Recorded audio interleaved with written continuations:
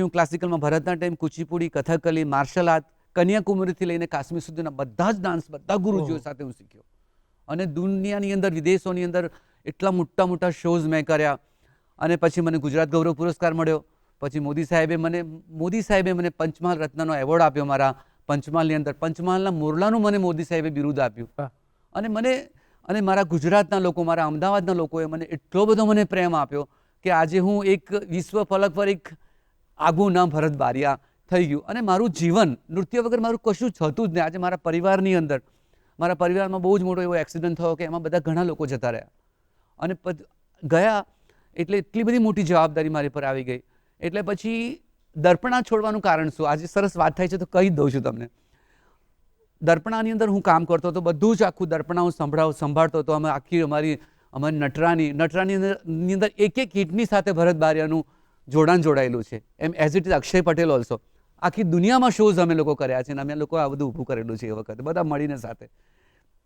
પણ દર્પણા છોડવાનું કારણ એક જ હતું મારું કે મારા પરિવારોમાં આટલા 17 જણ ફેમિલીને મારે સર્વાઈવ કરવાનું આવ્યું.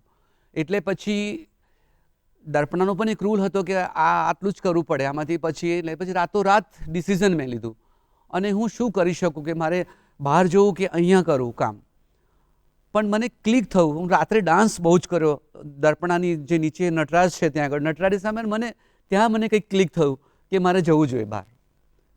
અને હું પછી દર્પણા છોડીને બહાર આવ્યો. દર્પણ તો મારું જીવન છે. દર્પણે મારી જિંદગી બનાવી છે. અમ્મા મલ્લિકા દીદીને એમનું ક્યારેય પણ એ નહીં ઋણ ચૂકવી શકું.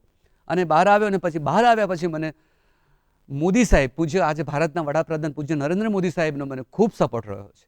અને એમને મારો હાથ એ વખતે મારો પકડ્યો એમને. અને તો હું પડી ભાગ્યો હતો. આટલું મોટું ફેમિલીઝ હું અમદાવાદમાં લઈ આવ્યો. 17 જણને હું સર્વાઈવ કરું. પછી નાના મોટા હું ગુજરાતી ફિલ્મ આલ્બમોમાં કામ કરવાનું શરૂ કરી દીધું. હું 3000 વિડીયો આલ્બમ્સ કર્યા છે. દૂરદર્શને તો મને ખૂબ આપ્યું છે. દૂરદર્શનની અંદર મારો સાંજ પડે એટલે મારા જ બધા ગીતો વાગતા હોય.